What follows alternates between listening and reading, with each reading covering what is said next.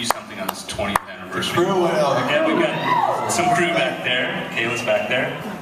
This is from everyone. Cam crew, grip, electric, wardrobe, and it's a little camera case that Glenda Delgato has been trying to get me to make you for about a year now. Wow, all right.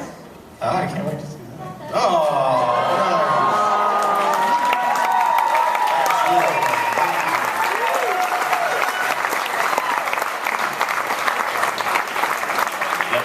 Still cameras. And that's cool. Thank you, man. Far more dangerous than the mariachi's case. Steve is my prop guy since Dusk Till Dawn, and he came in for this audition to be my prop man, and he had a guitar case. So I said, I don't know, I might have to hire this guy already. I said, okay, what guitar did you bring for me to see for his audition? He opened it up and it was full of guns. I didn't even see that coming. Guns that get made on other movies to show his work. That's clever. Okay, you're hired. Been with me ever since.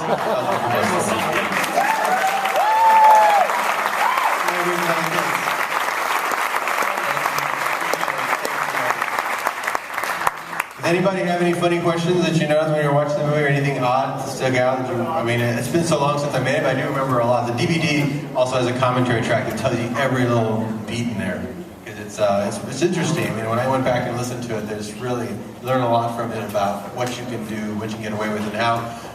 And the main thing is to reduce your list of I need this before I can make my movie, or I need this before I can write my novel. You'll never do it. You got to reduce it down to nothing. That's why we wrote the script around things we had, so that we could, just go and make it and not have to wait for permission. So a lot of what holds you back is waiting for permission. You should just go and do it. You know that where you screw up, that's probably the good stuff. So, yes. Yes.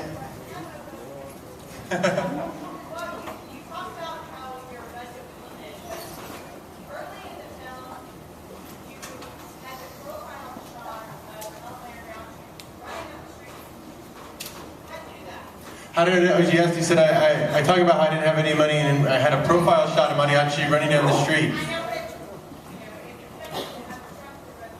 It's expensive to have a truck, to have a camera car and all that stuff. And I heard it the other night on the DVD. I was listening back because I always liked that shot. And I'm in the back of just your truck. Yeah.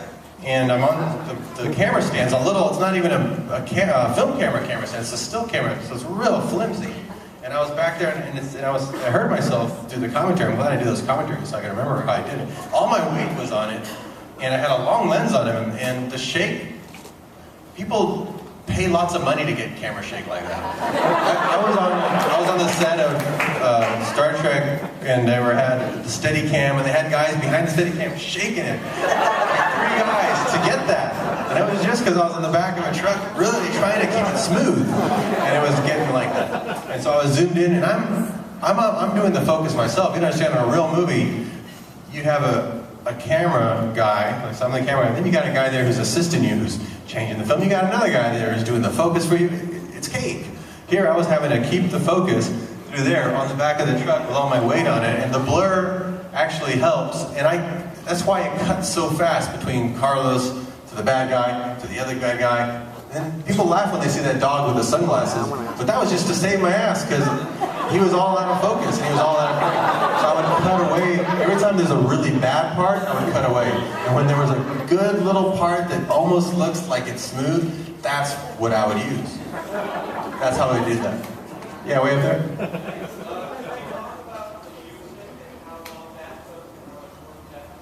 This was the first time I had original music. I wish the guy was here. One of the guys, you see there's like 4 or 5 guys who did the music. The guy who did the singing for Carlos, he was an exterminator in town, wasn't he? Yeah. His hobby, he took me into we found him at church. We went to the church to pray for our movie. We heard this guy singing Ave Maria. This guy obviously is very talented. And he was a local exterminator that was singing for the church. And we asked him to write us a song, and he did. And I taped it with my Radio Shack mic and my Marantz tape recorder, and I sped it up in playback to sound more higher pitched for his voice, because this guy's voice was very low. So that was that guy. My brother did a song, my cousin did a song, and then a couple of musicians in Austin that I had to use on a short film did some keyboard. A lot of just rhythm stuff. You hear it's like a doo doo doo doo, and and some guitar. I mean, it's really just tonal stuff, and there's not a lot of music in this one. By the time we did Desperado, mariachi had become more famous. I got Los Lobos, I got some really fantastic musicians. From then on, this one was very just literally family members and friends from town, each one doing a little piece. So we did it pretty quickly. It didn't take that long because everybody just handled a different scene, and I would use the same pieces of music over and over. I want to ask a question. Hold on a second, and we'll get to you. Let me ask Robert and Carlos as co-producers. When did you hear that the National Film Registry that had included El Mariachi in December? And what did you think when you got your certificates that you're now part of the film registry? That's right. This movie is part of the National Library of Congress. Only about 500 movies in there considered national treasures as far as a significant cultural value or something. And yeah, I heard about it on the internet. It was on the internet. I got a Google alert that said El Mariachi was one of the new movies chosen this year for being included in the registry. I thought that was amazing. But I can see why, because it inspired so many people to go.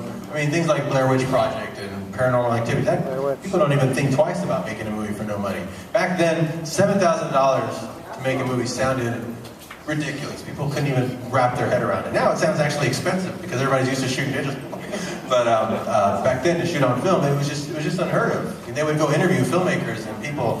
There's this movie that was made for $7,000. What do you think of that? They just couldn't believe it. They go, that's our coffee bill. We don't understand. We don't understand how it's possible.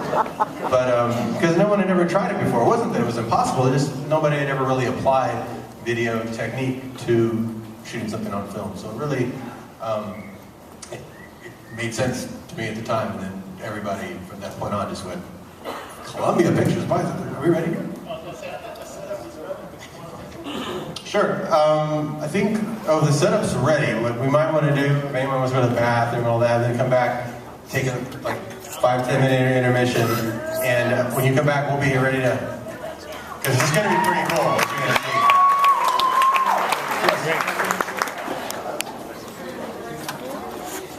I was really inspired when I was here at UT. Spike Lee had written a book called She's Gotta Have It. I want to ask a question to my